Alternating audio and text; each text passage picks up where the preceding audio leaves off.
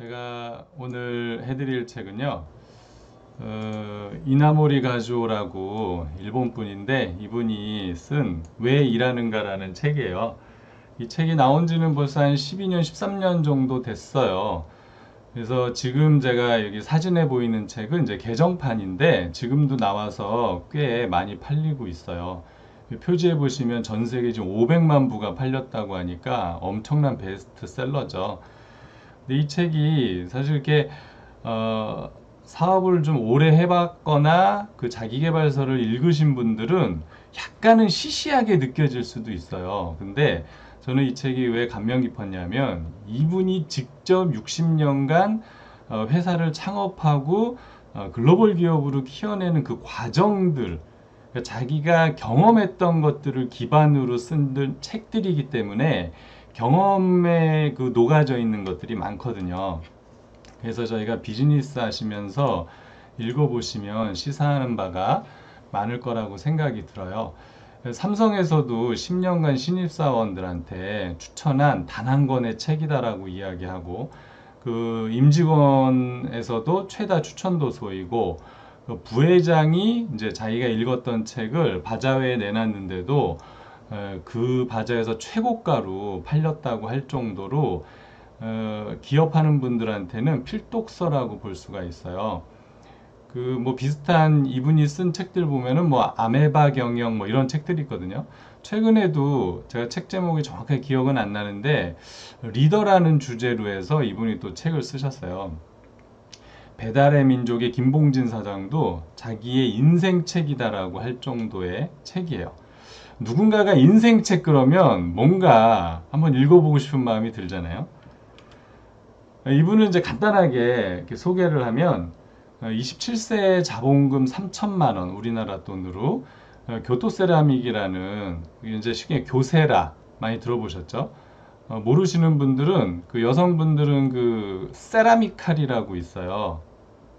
그죠? 그런 것들을 이제 세계 최고의 품질 칼로 해서 뭐 교세라 그러면 일본에 가면 그 세라믹 칼을 뭐 사온다고 하시는 분들이 있을 정도 뭐 그런 회사인데, 그러니까 무기화, 그러니까 절연제들, 반도체 같은 데 보면 이제 절연제들 같은 거 많이 들어가거든요.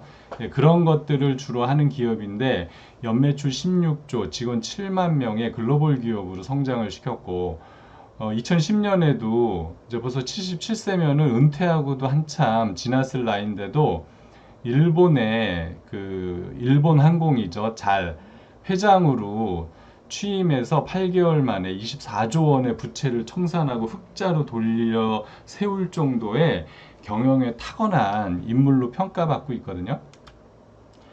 이 사람의 참 이력을 보면은 대학에서 원래 전공은 무기화학이 아니에요. 유기화학인데 뜻하지 않게 교세라 전에 조그만 회사에 들어가면서 많은 고민을 해요. 내가 과연 이 쓰러져가는 회사를 계속 다녀야 되는가. 그래서 이직도 많이 고민을 하다가 어차피 내가 맡은 이 일에 최선을 한번 다해보자. 죽을 힘을 다해보자라고 마음을 고쳐먹고 정말 더 많은 연구 장비가 있는 큰 회사들, 박사, 석사들이 있는 그런 큰 회사들과의 경쟁에서 이 사람이 회사를 이제 버텨내죠. 그러면서 이제 59년에 교세라를 창업했고, 글로벌 기업으로 성장을 시켰는데, 그 이제 마쓰시타 고노스케는 아마 다 들어보셨을 거예요. 그다음에 혼다 쇼이치로는 이제 혼다 자동차, 그리고 그 이나모리 가주오에서 일본에서 가장 존경받는 3대 기업가로 그렇게 인정받는 인물이에요. 그래서 지금 이제 살아있는 경영의 신이다라고 하는데, 이 책에 보면 여기 마쓰다 고노스케가 그 하는 강연에 가서 많은 영향을 받았어요. 그러니까 이렇게 혼자서 다 터득했다기보다는 자기도 이런 유명한 사람들이 하는 강의에 쫓아다니면서 기업 경영을 배우기 위해서 많이 애를 썼죠. 근데 우리가 이제 이 책 제목이 왜 일을 하는가잖아요. 이분이 던지는 화두가 당신은 어떤 일을 하는가? 그 일을 하는 당신은 무엇이 되길 바라는가? 상당히 철학적인 질문들을 던져요. 다른 책들을 보면 뭐 경영에 팀을 어떻게 구성해야 되냐 뭐 이런 이야기들을 많이 하는데 이 책은 상당히 그 심오한 철학에서 시작을 하거든요. 그래서 첫 번째 주제가 왜 일을 하는가. 보통 우리는 일을 뭐 먹고 살기 위해서 한다. 빨리 내가 이 일을 해서 어느 정도 기반을 마련하면 때려치고 그때 가서 내가 하고 싶은 일을 하겠다. 그래서 우리 자주 하는 말이 빨리 숙제 끝내자 이런 얘기들도 많이 하잖아요. 그런데 이분은 특이하게 일을 통해서 자신을 성장시킨다. 그 일은 자신의 고행이다. 자기 성장, 자기 수련의 강력한 도구이다 라고 이야기를 하거든요. 그래서 성실하게 그 일에 몰두해서 무언가 만들어내고 거기에서 가치 있는 것을 내가 얻어내는 것, 그걸 통한 기쁨은 무엇과도 비교할 수 없는 최고의 기쁨이다. 그래서 사실 죽을 때까지 그 일을 통해서 자신을 수련하라 라고 할 정도로 일을 천직으로 보는 거거든요. 근데 보통 서양에서는 노동을 그러니까 벌로 보는 어떤 느낌들이 있다는 거예요. 근데 사실 일본이나 우리나라가 동양 철학에 기반을 두고 있는 것 같지만 사실은 서양 철학에 기반을 두고 있거든요. 왜냐하면 지금 기독교 문화가 우리나라 인구의 많은 수를 차지하잖아요. 그렇기 때문에 사실 서양 철학이 우리나라에 기반을 많이 두고 있어요. 그러다 보니까 노동은 왠지 젊었을 때 빨리 하고 끝내야 되는, 그러니까 열심히 벌어서 뭔가 어느 순간 되면 멈춰야 되는 어떤 이런 논리로 많이 생각을 하게 되는데 사실 동양 철학에서는 끊임없이 자기를 개발시키고 뭔가 천직으로서 물론 이제 계급 사회이기 때문에 그런 부분도 있었겠지만 어떤 존엄한 행위로 계속 이어져 왔기 때문에 특히 일본은 뭐 더하잖아요.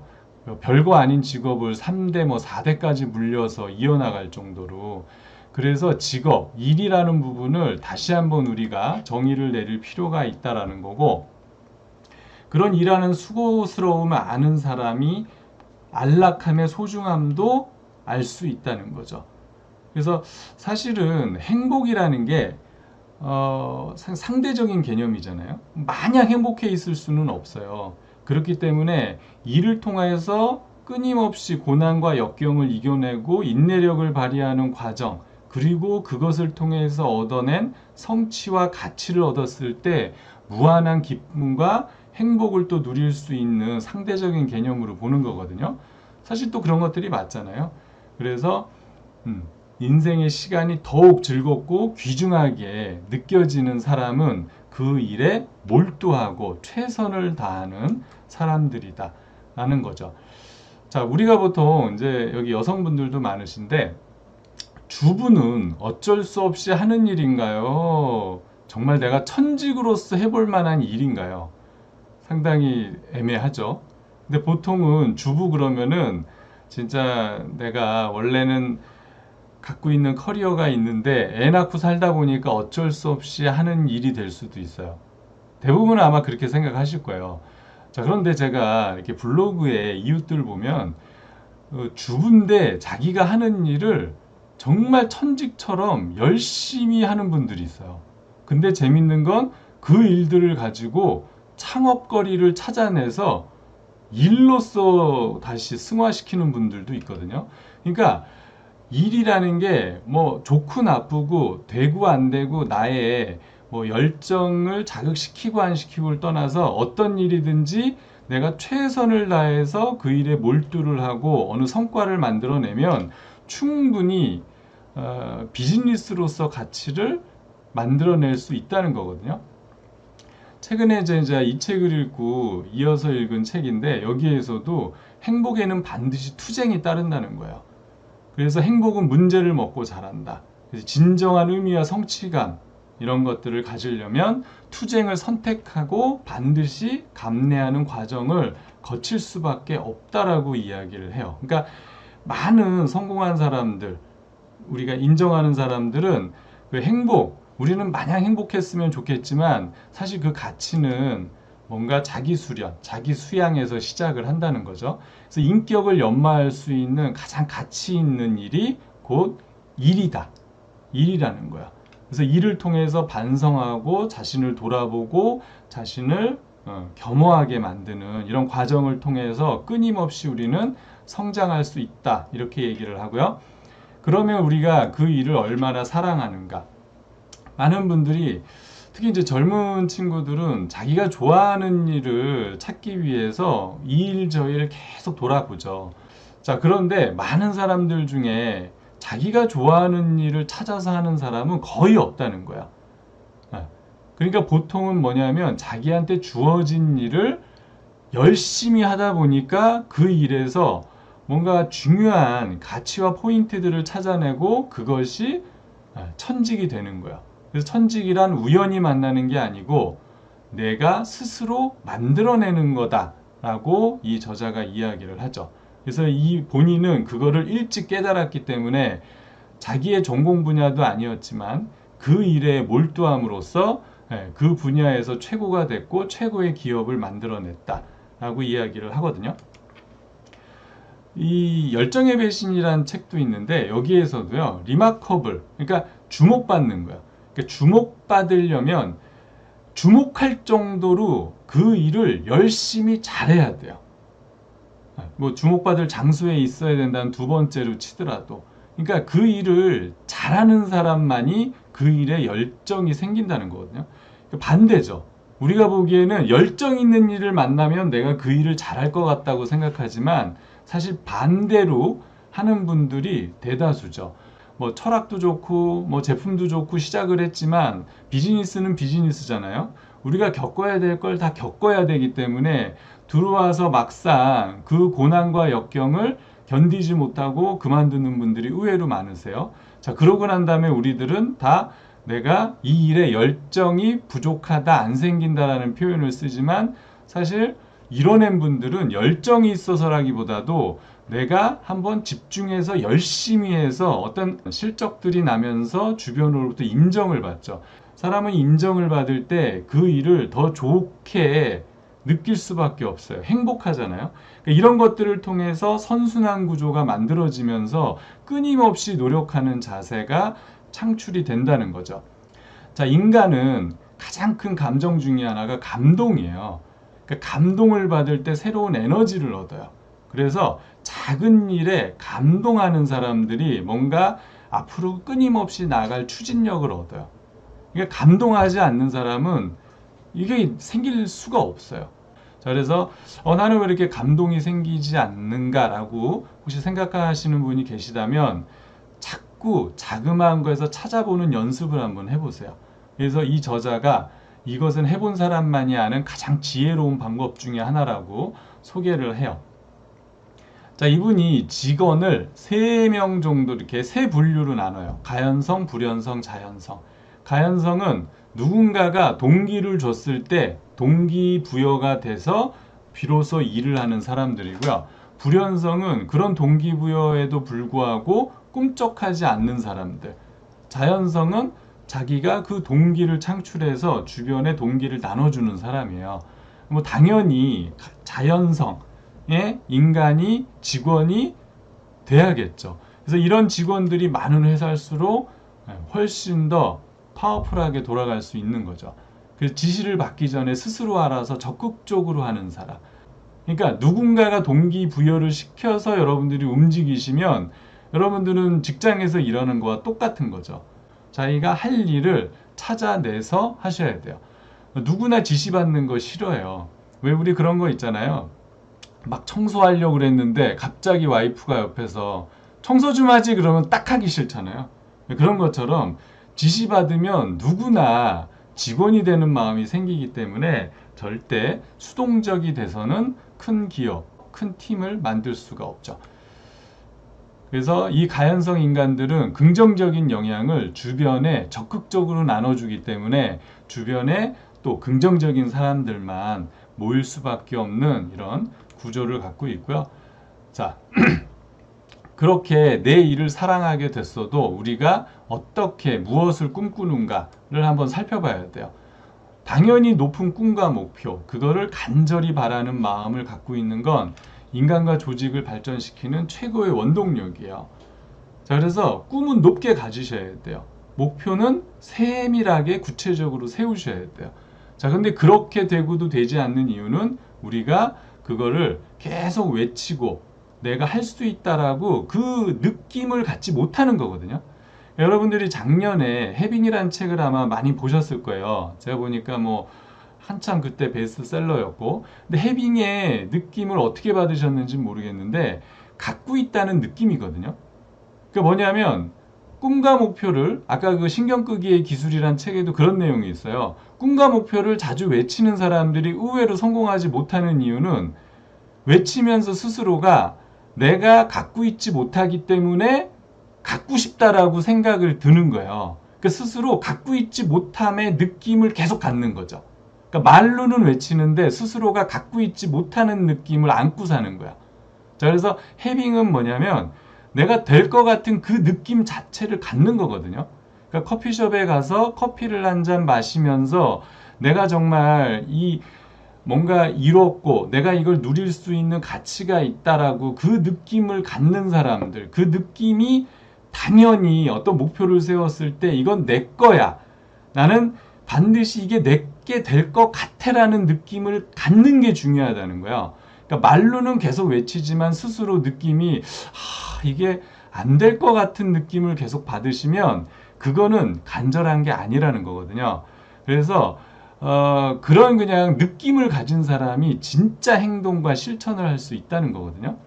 요거는 한번 다시 한번 고민을 해보시면 좋을 것 같고, 그런 목표 달성을 하는 간절함은 정말 나는 최선을 다했다. 더 이상 내가 할 일은 없다. 모든 건 다 이제 신에게 맡기겠다. 라고 할 정도. 잠재의식에 닿을 만큼이란 표현은 정말 꿈에서도 나타나는 거. 우리가 왜 소풍 갈 때 유난히 잠이 안 오잖아요. 그죠? 뭔가 막 그 가슴이 설레서. 그런 것처럼 내가 진짜 간절히 바라는 건 잠이 안 올 정도로, 먹는 거를 잊어먹을 정도로, 미칠 정도로 그 일에 몰입할 수 있는 그 정도의 간절함을 이야기하거든요. 그래서 굳게 다짐하고 스스로를 믿고 몰입하라. 그 몰입의 감정은 또 몰입의 뭐 책들이 있으니까 나중에 한번 그런 책들을 참고하시면 좋을 것 같고요. 그럼 몰입을, 노력을 얼마나 지속할 수 있는가. 이분도 이런 직원을 선호했대요. 면도날 같은 직원. 일을 워낙 빨리 배우고 빨리 하고 머리도 똑똑하고 결정도 빠르고 시키지 않아도 따박따박 알아서 하고 뭐 이런 사람이면 모든 경영자가 당연히 좋아할 사람들이죠. 자, 그런데 재밌는 건 뭐냐면 이런 사람들이 더 좋은 직장, 더 좋은 기회가 생기면 이직을 과감하게 결정을 한다는 거야. 그래서 열심히 키워놓으면 다른 회사를 가는 거. 이게 이제 모든 경영자들이 안고 있는 숙제 중에 하나잖아요. 자, 그래서 이분이 처음에는 뭔가 느리고 열심히 하긴 하는데 성과가 잘 나지 않는 이런 직원을 크게 생각하지 않았는데 나중에 20년, 30년이 지나니까 정말 그 자리에서 오랫동안 그 일을 우직하게 한 사람들이 뭔가 새로운 생산성을 만들어내는 모습들을 본 거예요. 그러면서 이 사람이 결국은 지속하는 힘, 꾸준함, 진정한 능력은 이거구나 라고 마음을 바꿔먹었다고 이야기를 하거든요. 그래서 우리가 어떤 인재가 우리한테 필요한가에 대해서도 한번 생각해 볼 필요가 있어요. 그러니까 모든 최고의 경영자들은 인내력을 상당히 중요하게 생각을 하죠. 여러분들이 내가 어떤 일에 성공하지 못한다 그러면 일단 어떤 능력보다도 내가 이 일을 그럼에도 불구하고 계속 할 수 있느냐 없느냐, 물론 그 전에 이 일을 얼마나 사랑하고 몰입하느냐에서 시작한다는 거고요. 자, 어떤 일이든지 실수나 실패는 할 수밖에 없어요. 그런 것들을 통해서 우리는 끊임없이 성장하게 되어 있거든요. 자, 그런데 그때 주저앉느냐, 그럼에도 불구하고 계속 행동을 하느냐, 이 차이잖아요. 그래서 충분히 반성했다면 과거의 것은 깨끗하게 잊고 오너도 그거에 대해서는 빨리빨리 용서를 하고 다시 출발하고 다시 격려하는 그런 분위기를 만들어내야 된다라고 하고요. 산이 가파를수록 정상에 가깝다. 그러니까 절대 스스로와 타협하지 말라. 그러니까 내가 가장 힘들다고 느끼는 순간은 성장할 수 있는 그 순간이거든요. 사실 한 달 중에 가장 힘든 날은 당연히 마감이 가까우는 날이잖아요. 자, 근데 그 마감을 계속 피해 가시면 여러분들은 계속 그 자리에 계시는 거죠.